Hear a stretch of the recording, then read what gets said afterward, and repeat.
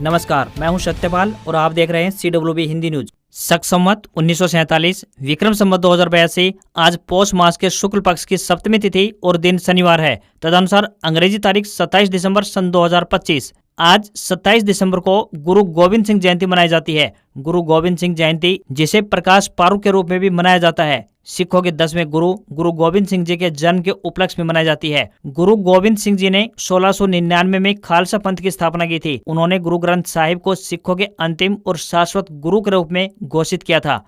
सबसे पहले आज की सुर्खियां।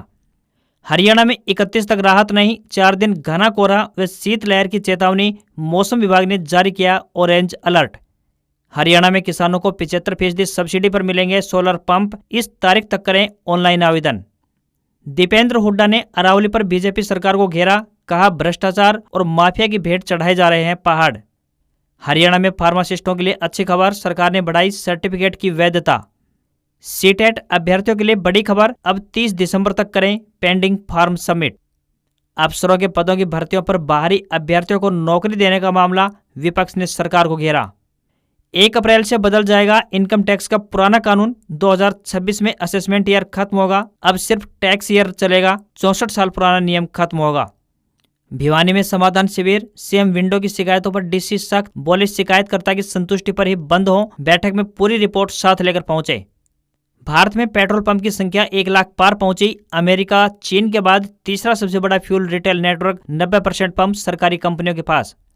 हरियाणा में बार काउंसलिंग चुनाव की डेट फाइनल, 17 मार्च को चंडीगढ़ में वोटिंग। भिवानी में पशुपालकों के लिए बड़ी खुशखबरी, सलेमपुर गांव में शुरू हुआ नया मिल्क प्लांट। EPFO ऑफिस अब पासपोर्ट सेवा केंद्रों जैसे बनेंगे, किसी भी शहर के दफ्तर में सुलझेंगे PF विवाद। पाकिस्तान ने LOC पर एंटी ड्रोन सिस्टम तैनात किए, 3 सेक्टरों में डिप्लॉयमेंट की, भारत से ऑपरेशन सिंदूर जैसी कार्रवाई का हेडर। मद्रास हाईकोर्ट बोला भारत में बच्चों के लिए सोशल मीडिया बैन होनी चाहिए, ऑस्ट्रेलिया जैसे सख्त कानून पर विचार करने का सुझाव दिया। और चीन से भारत आएगा रेयर अर्थ मैग्नेट, भारतीय कंपनियों को लाइसेंस देना शुरू किया। और अब खबरें विस्तार से। हरियाणा में कई दिन बाद सोनीपत, पानीपत समेत कई जिलों में फिर से घना कोहरा छाया। ग्रामीण क्षेत्रों में बुरा हाल है। दिल्ली जम्मू हाईवे पर इतना कोहरा छाया कि वाहनों को आगे बढ़ने में काफी दिक्कतें हुई। विजिबिलिटी काफी कम होने से हादसे की आशंका बनी रहती है। यही वजह रही कि 20 से 30 किलोमीटर प्रति घंटे की रफ्तार से वाहन चलाने पड़े। उधर मौसम विभाग ने प्रदेश में 30 दिसंबर तक शीतलहर चलने की संभावना जताई है। इस दौरान प्रदेश में सूखी ठंड का असर देखने को मिलेगा, तो वहीं पूरे प्रदेश में ठंड को लेकर ऑरेंज अलर्ट जारी किया गया है। बीते 3 से 4 दिनों से प्रदेश के कई हिस्सों में कोहरा छाया हुआ था, लेकिन अब शीतलहर चलने के कारण मौसम साफ हो गया है। इसके साथ ही प्रदेश से सूखी ठंड का असर बढ़ने लगा है। आने वाले दिनों में ठंड और बढ़ने का अनुमान है। कई जगहों पर लोग ठंड से बचने के लिए आग का सहारा लेते व चाय की चुस्कियां लेकर ठंड भगाने का प्रयास करते हुए दिखाई दिए। शीतलहर के कारण दिन के समय धूप खिलने का अनुमान है। हालांकि उत्तर हरियाणा में कुछ जिलों में कोहरा पड़ने का अनुमान मौसम विभाग ने लगाया है, मगर दिन के समय प्रदेश में धूप खिलेगी, जिसके चलते लोगों को दिन के समय ठंड से राहत मिलने का अनुमान है। मौसम विभाग ने हरियाणा में 28 दिसंबर तक ऑरेंज अलर्ट जारी किया है। हरियाणा में किसानों के लिए एक अच्छी खबर सामने आई है। बता दें कि राज्य के नवीन एवं नवीकरणीय ऊर्जा विभाग की ओर से PM कुसुम योजना के तहत 75% सब्सिडी पर सोलर एनर्जी पंप लगवाने का सुनहरा मौका मिल रहा है। इस योजना का लाभ उठाने के इच्छुक किसान 29 दिसंबर तक सरल पोर्टल पर ऑनलाइन माध्यम से आवेदन कर सकते हैं। नारनौल के अतिरिक्त उपायुक्त ने विस्तृत जानकारी देते हुए कहा कि इस योजना के तहत 3 HP, 5 HP, 7.5 HP और 10 HP की 12 अलग अलग कैटेगरी में सोलर पंप दिए जाएंगे। चयन प्रक्रिया परिवार की वार्षिक आय और जमीन के आधार पर तय की जाएगी। जो किसान अपना मौजूदा बिजली ट्यूबवेल कनेक्शन सरेंडर करेगा, उन्हें इस योजना में प्राथमिकता दी जाएगी। जिन किसानों ने 2019 से 2023 के बीच बिजली आधारित ट्यूबवेल कनेक्शन के लिए आवेदन किया हुआ है, उन्हें भी इस योजना में प्राथमिकता मिलेगी। ऑनलाइन आवेदन के दौरान परिवार पहचान पत्र, कृषि भूमि जमीन का रिकॉर्ड या जमाबंदी होनी चाहिए। सोलर पैनल पर कंपनी की ओर से 5 साल की गारंटी मिलेगी। इसमें 5 साल की अवधि के लिए चोरी और प्राकृतिक आपदाओं के खिलाफ बीमा भी रहेगा। गुरुग्राम के बादशाहपुर में रोहतक से कांग्रेस सांसद दीपेंद्र सिंह हुड्डा ने अरावली मुद्दे को लेकर केंद्र और प्रदेश सरकार पर निशाना साधा। उन्होंने आरोप लगाया कि अरावली को भ्रष्टाचार और माफिया की भेंट चढ़ाया जा रहा है। सुप्रीम कोर्ट के हालिया फैसले पर पुनर्विचार याचिका दाखिल करने की मांग करते हुए हुड्डा ने कहा कि ये फैसला पर्यावरण के लिए घातक साबित होगा। दीपेंद्र हुड्डा ने कहा कि अरावली हरियाणा और दिल्ली एनसीआर के फेफड़े हैं। यह थार मरुस्थल को आगे बढ़ने से रोकती है, भूजल रिचार्ज करती है और प्रदूषण को नियंत्रित करती है, लेकिन भाजपा सरकार की नीतियां इसे खनन माफिया के हवाले करने पर तुली हुई है। सुप्रीम कोर्ट ने नवंबर 2025 में अरावली की नई परिभाषा स्वीकार की, जिसमें केवल 100 मीटर से ऊंची पहाड़ियों को ही संरक्षित माना जाएगा। इससे 90% से अधिक अरावली क्षेत्र संरक्षण के दायरे से बाहर हो जाएगा, जो हरियाणा में भी असर डालेगा। उन्होंने कहा कि फॉरेस्ट सर्वे ऑफ इंडिया की रिपोर्ट के अनुसार अरावली का विनाश हरियाणा में प्रदूषण बढ़ाएगा और रेगिस्तानीकरण को आमंत्रित करेगा। सरकार बैकडोर से खनन की अनुमति दे रही है, यह भ्रष्टाचार का स्पष्ट प्रमाण है। हम सुप्रीम कोर्ट में रिव्यू पिटीशन दाखिल करने की मांग करते हैं ताकि पुरानी संरक्षण व्यवस्था बहाल हो सके। भिवानी के डीसी साहिल गुप्ता ने विभागाध्यक्षों को निर्देश दिए कि वे समाधान शिविरों व सीएम विंडो पर आने वाली शिकायतों का समाधान करके एटीआर स्पष्ट एवं पूर्ण रूप से अपडेट करें, ताकि समस्या मुख्यालय स्तर की समीक्षा में समस्या रीओपन न हो सके। उन्होंने अधिकारियों को निर्देश दिए कि वे लंबित शिकायतों का अतिशीघ्र समाधान करें। डीसी साहिल गुप्ता शुक्रवार को समाधान शिविर व सीएम विंडो समीक्षा बैठक के दौरान अधिकारियों को निर्देश दे रहे थे। उन्होंने कहा कि सभी विभागाध्यक्ष अपने अपने विभाग से संबंधित समस्याओं के समाधान सहित पूर्ण रिपोर्ट साथ लेकर पहुंचे। उन्होंने कहा कि मुख्यमंत्री नायब सिंह सैनी स्वयं चंडीगढ़ से समाधान शिविरों की समीक्षा करते हैं। ऐसे में समाधान शिविरों में आने वाली समस्याओं को अधिकारी गंभीरता से लें और उनका समय पर समाधान भी करें। उन्होंने कहा कि समस्या रीओपन होती है तो उसके लिए संबंधित विभागों के अधिकारी स्वयं जिम्मेदार होंगे। स्कूल शिक्षा बोर्ड हरियाणा की तरफ से शिक्षक पात्रता परीक्षा यानी एस्टेट 2025 के लिए रजिस्ट्रेशन शुरू हो चुके हैं। उम्मीदवार ऑफिशियल वेबसाइट estate.eapplynow.com पर जाकर ऑनलाइन माध्यम से आवेदन कर सकते हैं। फॉर्म में करेक्शन की तारीख 4 से 5 जनवरी 2026 तय की गई है, तो वहीं परीक्षा का आयोजन 17 और 18 जनवरी 2026 को किया जाएगा। परीक्षा 3 लेवल पर आयोजित की जाती है। इसमें प्राइमरी टीचर, टीजीटी और पीजीटी टीचर के लिए एग्जाम शामिल है। हरियाणा टेट 3 लेवल में आयोजित की जाएगी। लेवल 1 उन लोगों के लिए है जो कक्षा 1 से लेकर 5 तक के बच्चों को पढ़ाएंगे। लेवल 2 कक्षा 6 से लेकर 8 तक पढ़ाने के लिए और लेवल 3 पीजीटी के लिए है। न्यूनतम 18 साल और अधिकतम आयु 38 साल तय की गई है। कट ऑफ की बात करें तो एससी व दिव्यांग के लिए 60%, हरियाणा के एससी फिजिकली चैलेंज्ड उम्मीदवारों के लिए 55% व अन्य सभी के लिए 60% तय किए गए हैं। नेगेटिव मार्किंग नहीं होगी। एग्जाम मोड की बात करें तो ऑफलाइन माध्यम से होगा और लैंग्वेज हिंदी व इंग्लिश दोनों भाषाओं में पेपर मिलेगा। हरियाणा के मुख्यमंत्री नायब सिंह सैनी विश्व की प्रतिष्ठित पुरातत्व साइट राखीगढ़ी पहुंचे। सीएम ने यहां 3 दिवसीय कार्यक्रम का शुभारंभ किया। मुख्यमंत्री ने सबसे पहले मॉक एक्सकवेशन स्थल का निरीक्षण किया और खुदाई से प्राप्त हड़प्पाकालीन वस्तुओं के स्टॉल को देखा। यहां पर लोगों व स्कूली बच्चों की भीड़ लगी रही। सांस्कृतिक कार्यक्रम भी प्रस्तुत किए गए। मुख्यमंत्री ने कहा कि आज हम उस धरती पर खड़े हैं जिसे हमारे पूर्वजों ने हजारों वर्ष पहले आबाद किया था। राखीगढ़ी न केवल हरियाणा बल्कि पूरे देश के लिए गौरव का प्रतीक है। यहाँ विश्व स्तरीय पुरातत्व संग्रहालय, शोध संस्थान, पर्यटन और आधुनिक आधारभूत ढांचे का विकास किया जा रहा है। उन्होंने कहा कि यह सभी हरियाणा वासियों के लिए गर्व की बात है कि विश्व की सबसे बड़ी और विकसित सभ्यता का महत्वपूर्ण केंद्र हरियाणा में स्थित है। यह महोत्सव इतिहास में रुचि रखने वाले विद्यार्थियों, अनुसंधानकर्ताओं और आम नागरिकों के लिए आकर्षण का केंद्र बना रहा है। मुख्यमंत्री नायब सिंह सैनी ने कहा कि यह महोत्सव युवा पीढ़ी को अपने अतीत से जोड़ने और उसे ज्ञान विज्ञान की परंपरा से परिचित कराने का अवसर भी प्रदान करता है। राखीगढ़ी की खुदाई से स्पष्ट होता है कि प्राचीन समाज में महिलाओं को सम्मान और आगे बढ़ने के समान अवसर दिए जाते थे। उन्होंने बताया कि सिंधु घाटी सभ्यता के 5 विकसित स्थलों में से एक प्रमुख स्थल राखीगढ़ी है।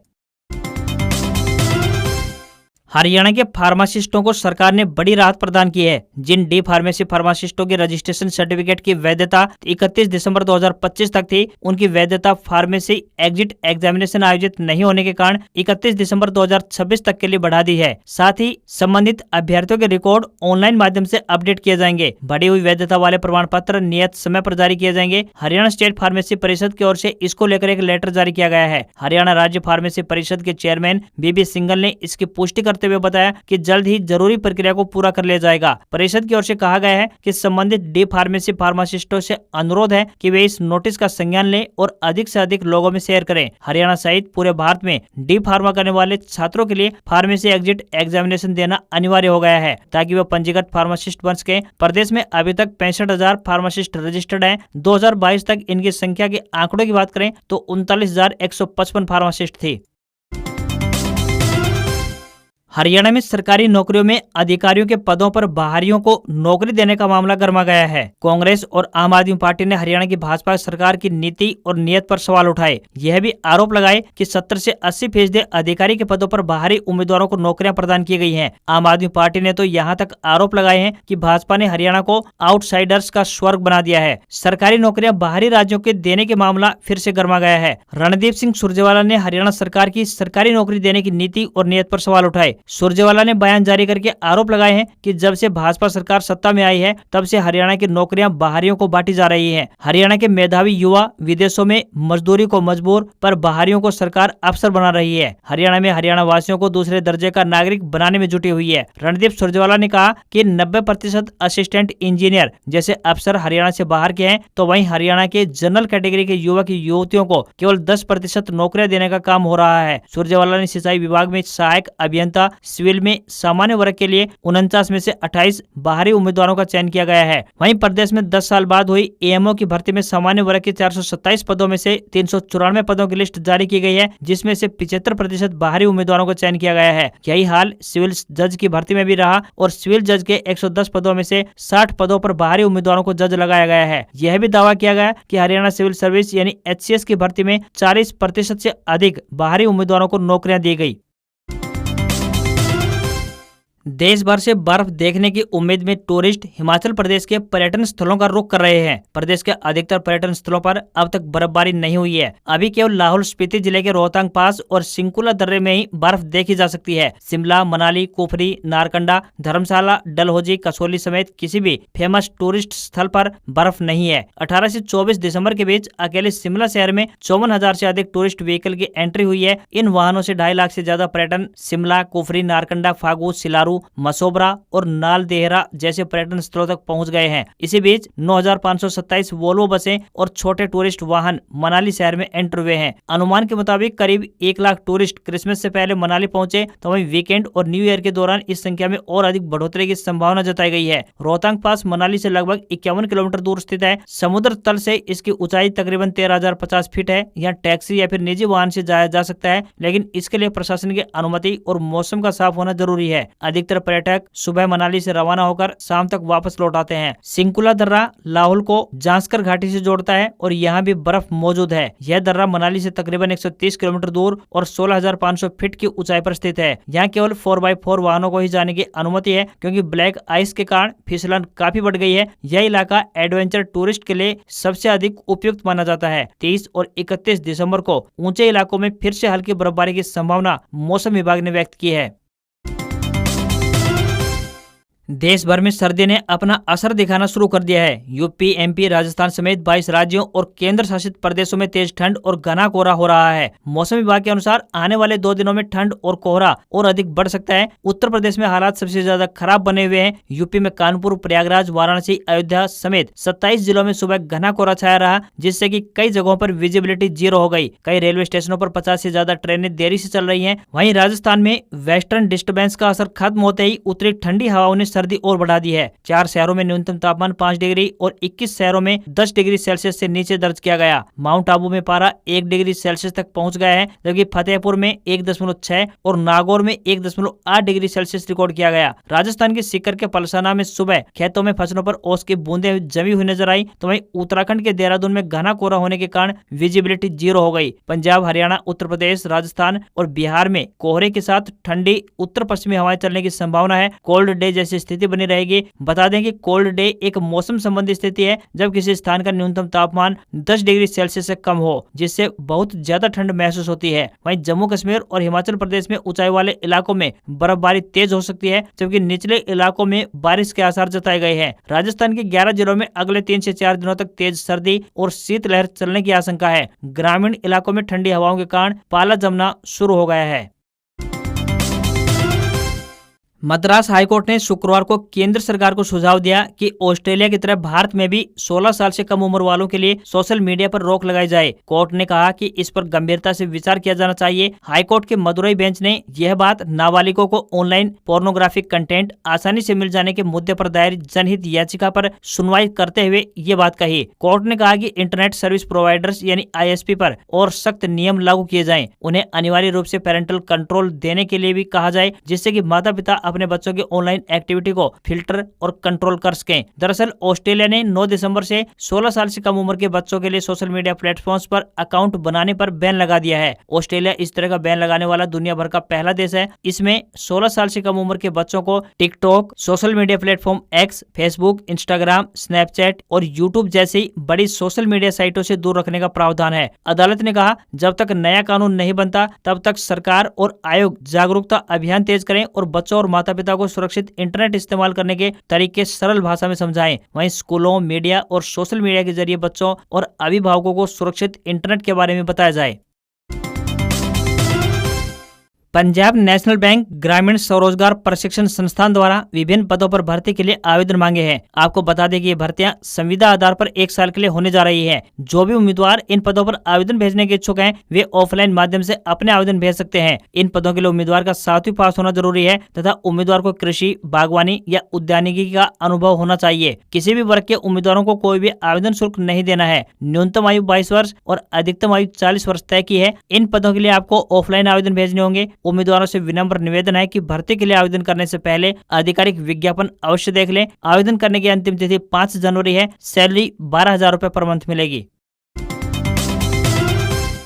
टेक कंपनी Xiaomi ने अपने होम मार्केट चीन में नया flagship smartphone Xiaomi 17 ultra launch कर दिया है। फोन को स्नैपड्रैगन 8 एलिट जेन 5 प्रोसेसर, 200 मेगापिक्सल कैमरा और 6800 mAh की बैटरी के साथ पेश किया है। फोन को 3 स्टोरेज वेरिएंट में पेश किया गया है। इसकी शुरुआती कीमत तकरीबन 89,450 रुपए है। इसके लाइका एडिशन की कीमत तकरीबन 1 लाख रुपए है। फोन में 4 colour option black, white, cool purple और स्टारी स्काई ग्रीन मिलेंगे। कंपनी ने 17, 17 प्रो और प्रो मैक्स मॉडल्स को दिल्ली में हुए एक इवेंट में पेश किया था। Xiaomi 17 अल्ट्रा में फोटोग्राफी के लिए लाइका लेंस का इस्तेमाल किया गया है। फोन से 8K वीडियो रिकॉर्डिंग की जा सकती है। तो वहीं सेल्फी और वीडियो कॉलिंग के लिए फोन में 50 मेगापिक्सल फ्रंट कैमरा भी मिलेगा। पावर बैकअप की बात करें तो फोन में 6800 mAh की बैटरी दी गई है। इसे चार्ज करने के लिए 90 वाट फास्ट चार्जिंग तकनीक और 50 वाट वायरलेस चार्जिंग टेक्नोलॉजी दी गई है। स्मार्टफोन में रिवर्स वायरलेस चार्जिंग भी मिलेगी। फोन में यूजर्स को infrared sensor, 4 microphone, Dolby Atmos stereo speaker जैसे टूल्स भी मिलेंगे। केंद्र सरकार 1 अप्रैल 2026 से देश में नया इनकम टैक्स कानून यानी इनकम टैक्स एक्ट 2025 लागू करने जा रही है। नया कानून 1961 से चले आ रहे पुराने कानून की जगह लेगा। नए कानून का सबसे बड़ा मकसद टैक्स प्रक्रिया को सरल बनाना और आम आदमी के लिए उलझनों को कम करना है। नए नियमों के तहत अब सैलरीड क्लास को 12 लाख रुपए तक की सालाना आय पर कोई टैक्स नहीं देना होगा। इसके अलावा टैक्स भरने के लिए अब तक इस्तेमाल होने वाले असेसमेंट ईयर और प्रीवियस ईयर जैसे कठिन शब्दों को भी हटाकर अब केवल टैक्स ईयर का इस्तेमाल किया जाएगा। मौजूदा इनकम टैक्स कानून 1961 में बना था, जिसमें अब तक कई बार संशोधन हो चुके हैं। इस वजह से ये काफी जटिल भी हो गया था।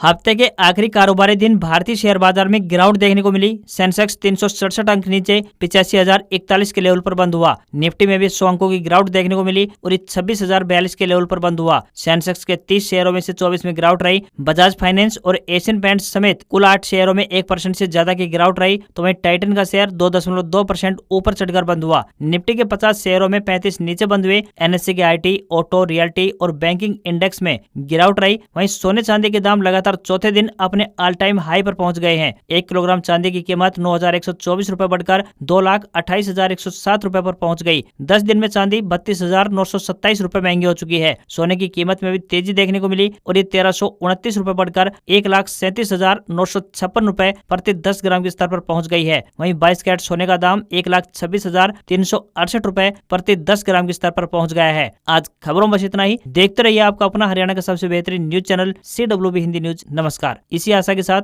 आपका दिन शुभ रहे।